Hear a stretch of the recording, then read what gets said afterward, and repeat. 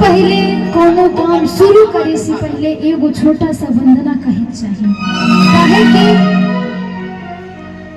भगवान के ही भाग्य भरोसे हमने के जो जब ठाने नहीं जा वो ऊपर वाला के भरोसे रहेला कि हमरा बेटी के हमरा बहन के शादी सफल हो जाए, हमने की इज्जत ना जाए, हमने की इज्जत है भगवान रोवे हाथ में हो। एगो वंदना तब बनता ना सरस्वती नमस्तुभ्यं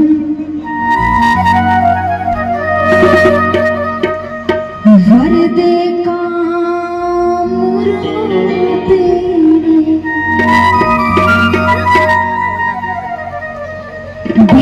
विद्यारंभं करिष्यामि सिद्धमेतु मे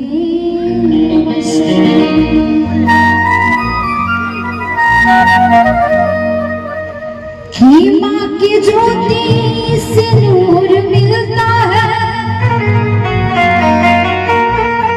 चैन मिलता है, सुरूर मिलता है।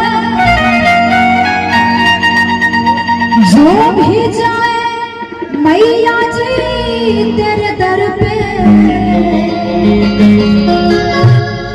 उसे कुछ न कुछ जरूर मिलता है।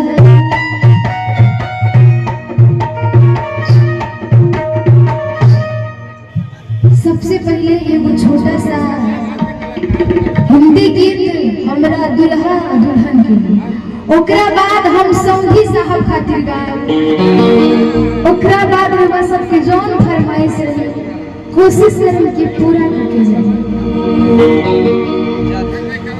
काहे